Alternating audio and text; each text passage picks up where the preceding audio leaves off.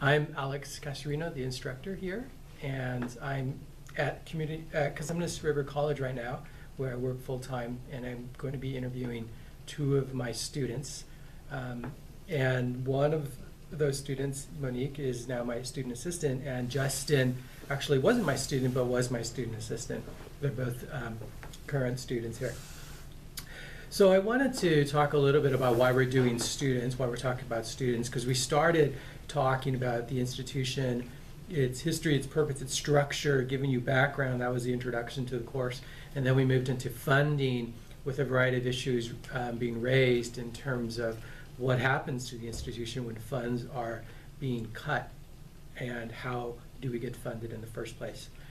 So then we moved it to students, and we moved to students because the entire institution is built for the students.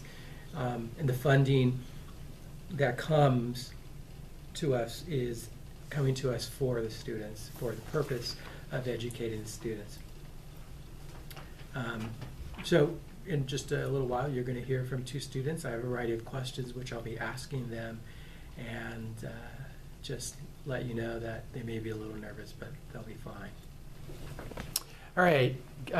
Hello again. I'm Alex, and I'm behind the camera this time, and in front of you is Monique and Justin. So, Monique, tell us about you, if you would.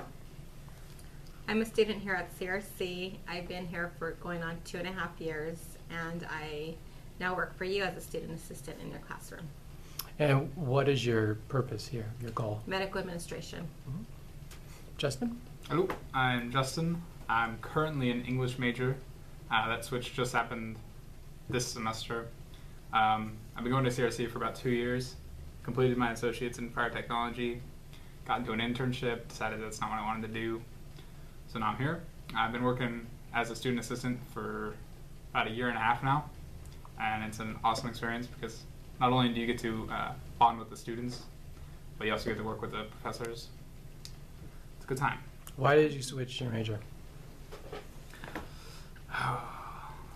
Well, like I said, being a student assistant for the English department, it's an awesome experience. And when I compared that to my internship, being a firefighter, they didn't match up. And yeah, I mean, it's a huge long answer, but. Okay. Yeah. All right. All right, so as we continue, we'll learn more about you. There's a series of questions that you have in front of you, and the questions come from a discussion I had with my students online. The discussion was simply, who are you? And so looking at what they said, then I gleaned some questions there from you, okay? So I'm going to start at the top. One of the questions comes from Athena, from something that she wrote, and the question is, what does it mean to be prepared for college-level work? Who wants to answer? I think it means to come with a serious attitude when you come to school and to be prepared as far as with your books, as far as being ready to listen to the professor's instruction, take notes, do your homework. What else, Justin? What do you think? Well, the term college level, that could talk about a lot of things. So, because there are college courses here that are offered at the college, but they're not technically considered, transferable to a higher University. Higher university. So, as far as just doing anything at college and in class, I think Monique hit a lot of them. Like, you need to be prepared, and just the willingness to do the work, I think, is probably the biggest part. Class participation is a big thing. Yep. Also. Why? Because I think the more you participate, it's kind of like being hands-on. You understand it better. Mm-hmm. Okay. So. All right. How were you prepared, Monique, when you entered my class the first semester I met you? You stood out from the rest of the class because you were prepared. It was obvious. Mm-hmm. I just went in the first day and I listened to what you expected from us, and from that point on, that's what I did. I did exactly what you expected, which was always come to class prepared, always listen to the instruction, and turn in your homework, and you lived for us to do class participation. which worked for me. I liked it. Good. How was I prepared for college? I think attending college now is one of those social norms that everyone just kind of accepts that it's something that they're going to do at some point in their future. So as far as that, I was probably working to be prepared for that back in high school. I certainly don't think I'm at the level that I'm at now back then, as far as being prepared and being ready for course or doing classwork and having a paper that week and having it due on 2 days later or something like that. But yeah. 2 years ago when I met you, you said that you weren't the kind of student you are now. What were you like in high school? Yeah. We're just talking about that. Yeah. I was definitely the student who slept in, would show up around second period, maybe third. Never really did my homework, was always kind of bored in the courses. Of course, I use that as an excuse, as if it was acceptable. But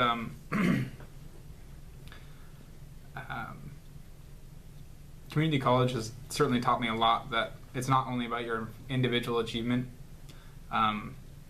particularly if you're bored in the course because you think it's either it's boring material or it's too easy for you. What a lot of those students could do is focus on helping their classmates. I didn't recognize that at all when I was going through high school or anything lower than that, and even my first couple semesters here at community college. But yeah, that's definitely something that you pick up on quick. Okay. Because it's such a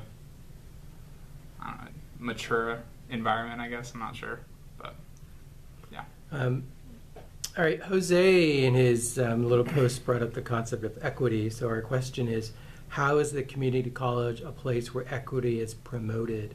And then is CRC an equitable institution? I'll go first. All right. So I would definitely say so. I mean, you come out on the CRC campus and you just sit down on one of the benches and you'll see certainly the diversity of the students. I mean, we have students who have learning disabilities. We have students who have physical disabilities. We have students who have issues with seeing. We have students who have issues with hearing. I mean, we try to accommodate all of them and any of them. And students that do have disabilities are accepted just like we are that don't have disabilities, and we help them if they need help, or as much as we can, just like anyone else. Yep. And then as far as being equal in the classroom, I think that's a huge issue of who the individual person is, because I think as so long as you're participating in the class and seeking to complete the work and actually be there to learn, not just to earn a grade, the classroom's equal. But there's going to be those students who sit in the back that are just taking up space and aren't taking it serious. Yeah. So students sit in the back. Some of those students are just taking up space for someone else. They're just taking up space that a student that really wants to learn and that really does have a desire to come here to get an education and be out within the 4-year limit, so that way they could either transfer or go get a job. They just take advantage and just sit there and don't participate, Yeah. Certainly the hope is that they're just late bloomers. So yeah. Okay. I don't want to necessarily say that they're wasting space, but certainly they're still learning on a different level. So maybe they're learning to learn how to learn. Okay. Rather than learning the material. I think you might see that because you've been working for so long as a student assistant. Yeah, and I think you'll see that as well. So that actually brings us to another question very similar from Darren's post. The question I'm asking now is, who attends the community college and what are the needs of those students who attend? You've already told us a little bit about diversity. Anything else? Yeah, I mean, I think this is going to come up quite a bit throughout the questions, but I think pretty much everyone attends community college, whether they're students that are just coming out of high school, whether they're students that are still in high school, whether they're people who have been out of education for 30, 40 years and are now coming back. So there's definitely not only a diversity in and learning styles and those kind of factors, but yeah. Monique, how long was it before you decided to come here, after high school, to here? I worked for the school district for many years, and due to the economy, I was one that got laid off from the school district, which brought me back to school, which I started here at Cosumnes River 2 years ago, and that's what brought me back. Good. Being laid off, yeah. The next question is about students, and I'm assuming from Rachel the question, how is open access lived out? And I'm going to ask you to be very clear about open access here at this college, because that's your experience. So as far as open access, I'm going to assume that means that it's that anyone can come here, which is absolutely true. Catherine had mentioned earlier that we accept anyone that breathes, which is it's pretty true. And also a large problem with, I think, education is the goal. Thinking, how am I going to get there? I have this job. I can't take time out of my schedule to go to classes because then I'll fall back with finances But again, when you enroll for college, you should already have the mindset that, okay, I'm enrolling so that I can start school. So that means I'm going to have to rearrange my schedule to adjust to be able to come to school and become educated and work too. So you have to fit it in somehow. I think the important thing to recognize with community college is that there's certainly a bunch of different ways that you can take classes. I mean, there's online courses, there's hybrid courses, there's full-time courses that are offered in the evening, there's full-time courses that are offered in the morning, there's weekend courses. So I think through the the diversity of classes that are offered at community colleges, at least here, it's pretty open to access. Okay. I think it's a good definition of open access, actually. From Jenna, the question that I'm asking you is, how do you know when a professor is prepared? And of course, on the other hand of that, how do you know when a professor isn't prepared? You can talk about it. It's all right. Well, I feel like you're a good example. As soon as students walk in the class and you walk in, everyone gets quiet and waits for you to start instructing, and you start instructing as soon as you get in the class, and you know exactly where we left off. You know exactly where to start and exactly what you want the class to do that day, which I think is a good example of being prepared. Thank you. So, just as there are people who are, fully capable of winging something or, taking things by the fly or, whatever, there are also people who have to have set schedules, and that's the only way that they can function. And I believe that there are also professors that, it's the same way. Some of them are really good at just going in, okay, I think I want to teach this today, see how the class goes. But I think when a professor isn't prepared or is prepared, you can tell by whether they know what they're talking about. mm-hmm.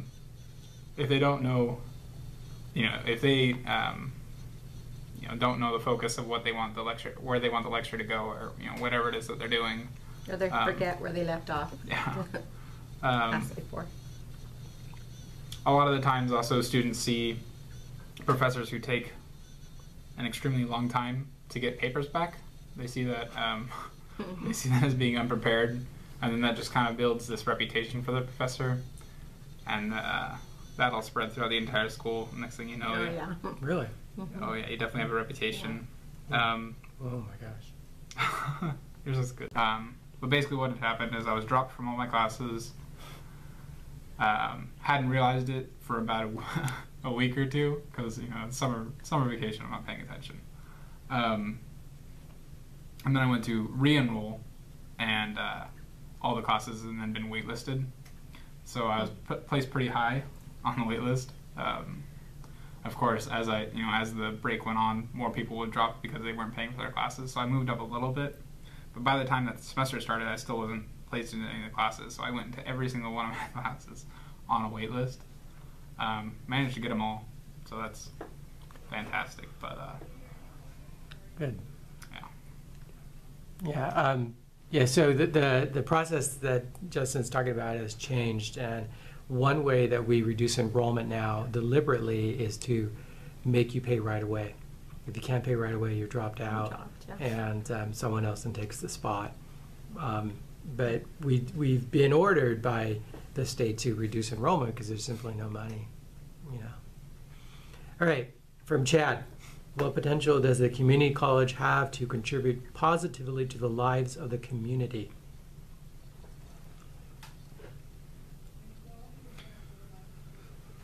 So I think we've talked plenty about how it helps the students on campus feel more of a sense of connected to each other. And certainly, education helps the community quite a bit. I would like to mention, though, that there aren't, at least I don't recognize a whole bunch of community events on campus. So there aren't like a whole bunch of events where the community, maybe even outside people or students are coming on campus and attending events and doing things like that. I mean, there's a couple days like Diversity Day or Blood Drive Day. Yeah, but you do recognize the number of events that are on campus. There's a couple, yeah.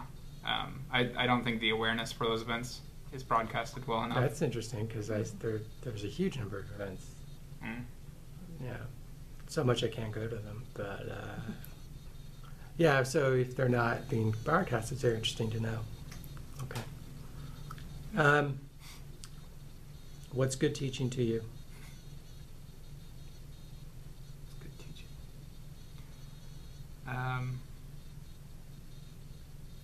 Go ahead. I think good teaching is a professor that gets up there and teaches you, and you can understand what he's teaching. And if you're not getting it, you raise your hand and you let them know what exactly you're not getting, and they go over it again until you do get it.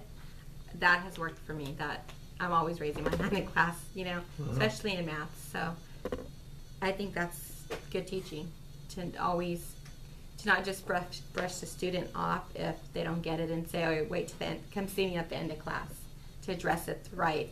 To be responsive. Yeah, at that point. exactly. Justin. As far as the biggest thing that I would pick up on for what good teaching is, it's not just teaching what the course material is, but it's also teaching or helping the students recognize how to be a better learner, and also how to better communicate the ideas that they have about the class with either other students or just their professor. So for me, good teaching would be teaching the students that they can apply to something outside of the context of the classroom. And there's so many ways you could do that.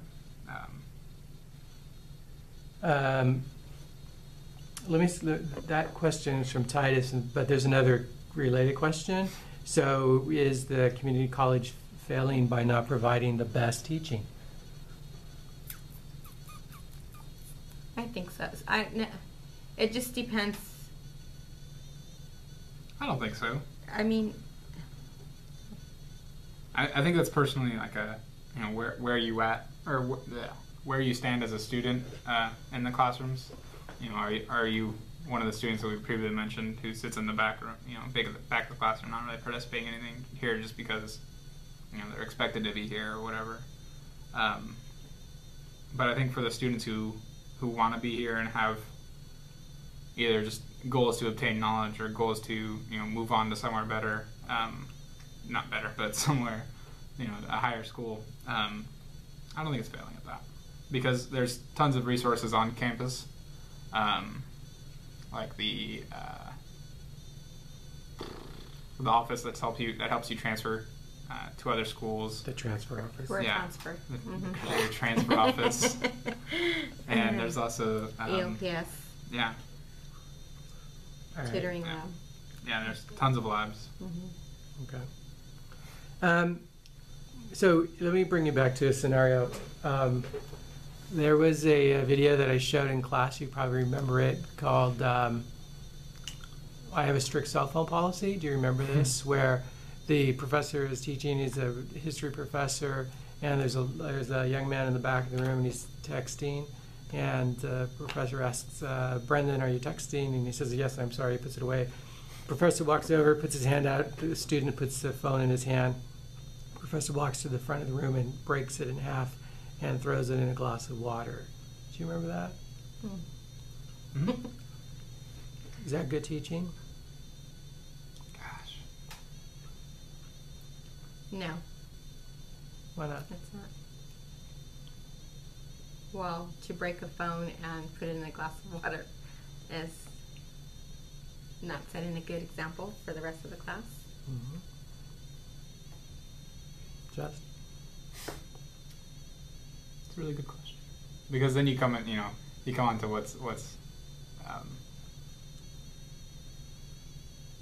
what's more important to teach the student. Is it that they need to be paying attention during class, or that a way to solve an issue that you have with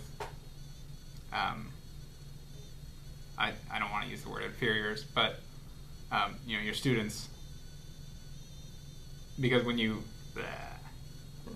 do something that is that direct, like walking over and taking someone's phone and then breaking it, you're kind of leaving the impression that it's okay to boss people around rather than work out the issue with them.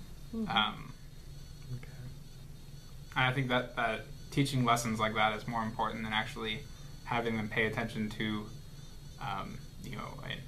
in 450 AD, this empire invaded this empire, whatever the lesson is, right?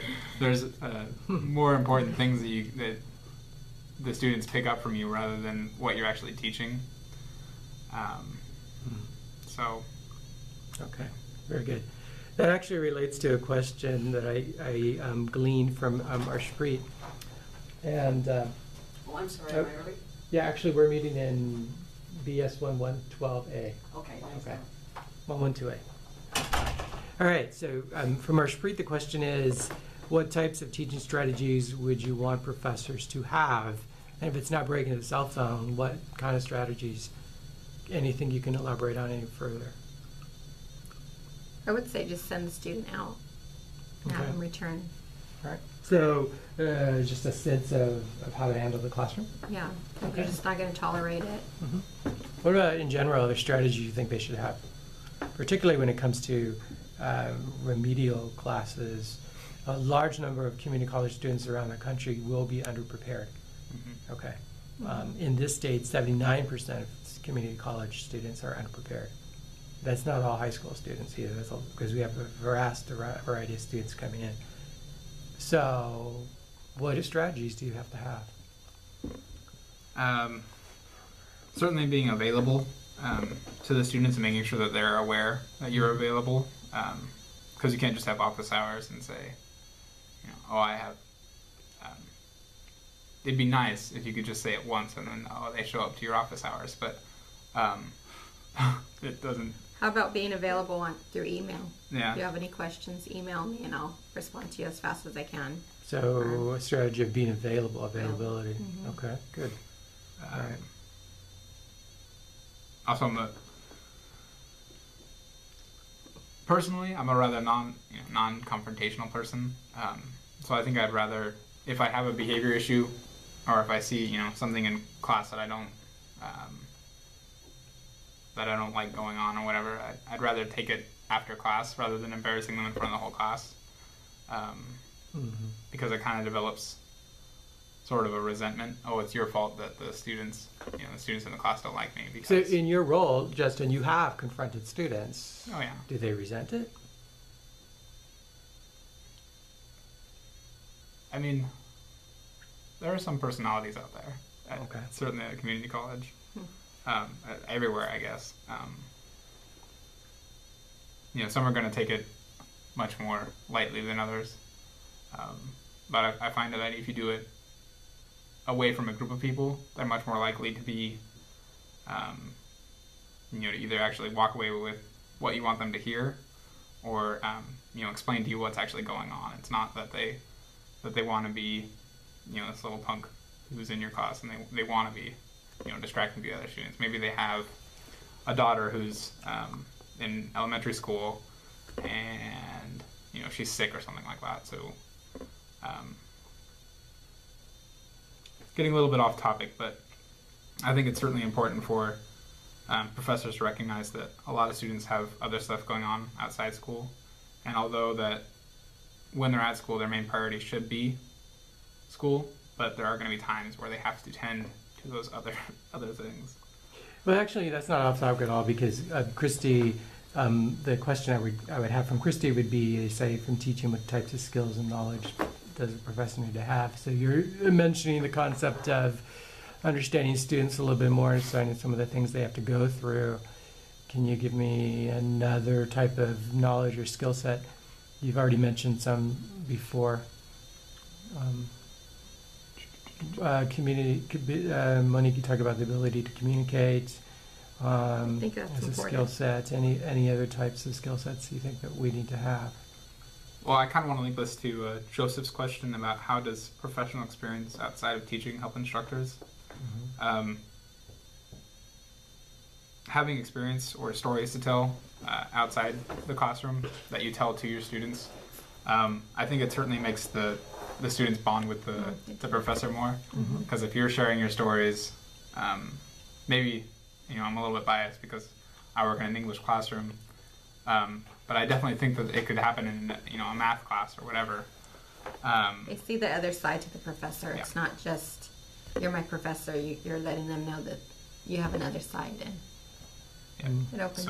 So being willing to share with the students Yeah. not only your personal experience, but letting them share their experience with you, rather than saying you're a student, you're here to do schoolwork, and then move on to the next level. So then there's a lot of questions about teaching and skill sets and so on, but let me ask you this one now from Kevin. So I'll ask a question, think about it, I'm going to ask you to answer it in one word, one term. Okay? Question, what's the most important skill a teacher needs to have? Communication skills. Okay, Justin? Gosh, I was going to say communication. It's okay, you can say it. She'll share. Yeah, So if I'm not going to say communication, then I'll say understanding. All right, very good. Yeah. Okay, so let's see, we're running out of time here. But let's see, Erica question, why do students come to community college? Why did you come? Monique, you said that you came because of the economy had changed and you lost your position, so you're here to retool. Right. Why else do students come? They come to get a degree or certificate so that they're able to go out and get a job. Like I mentioned, I think when you're going through high school or going through middle school or whatever, it's kind of the social norm that, oh, if you want to be successful, you're going to be going to college, you're going to be getting a degree, unless you're this super bright genius who's going to go off and make some software program. I mean, that's the reason why I chose community college over somewhere else. One was because I didn't have to. Sounds bad, but I didn't have to. I didn't have to make an application. I didn't have to, go and apply to some place where I feared rejection or something like that. But also, it was a lot cheaper. It's more affordable to families. It's probably the biggest thing. Yeah. So why did you both stay? Because I like Yeah. it. I love becoming educated. Okay. certainly cost has something to do with it. So Justin, you could be a fireman making a lot more money than a lot of people with 4-year degrees. Yeah, So why aren't you? because I'm happy where I'm at.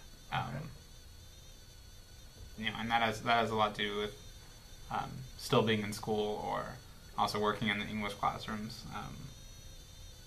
I just enjoy it. Okay, so I think that actually begins to close it. There's one last thing. Dustin and Yvonne have a similar question. Yvonne wanted to know about, when people start thinking about going to community college, and you both addressed that. And Dustin's looking at the concept of shrinking resources, which we already talked about, and more requirements and so on. So, with shrinking resources and, more requirements for you in terms of when you have to pay and how much you're going to pay, all that stuff, does that impact people staying? Do you see that? Because I really don't know if people are leaving in droves because it costs too much, or they're leaving because I waited to get in my class and I didn't get it, so I'm not going to come back. Your thoughts? I don't think so. I mean, honestly, I think that the I don't know, this might sound backwards, but I think the less resources and the shrinking of courses and the more requirements, I think it's actually creating more of a competitive environment, and there's actually more students who want to stick around because they've invested this much time into it, and as the future, the opportunity to get through community college relatively easy is shrinking. I think that more of them want to stick around and finish out their goals to move forward. They're taking school more serious because they realize that the resources are limited. So. Definitely. Good. Actually, that's a pretty good note to end on here. All right. So thank you both, and You're welcome. Thank you for listening. You're welcome. Thank you.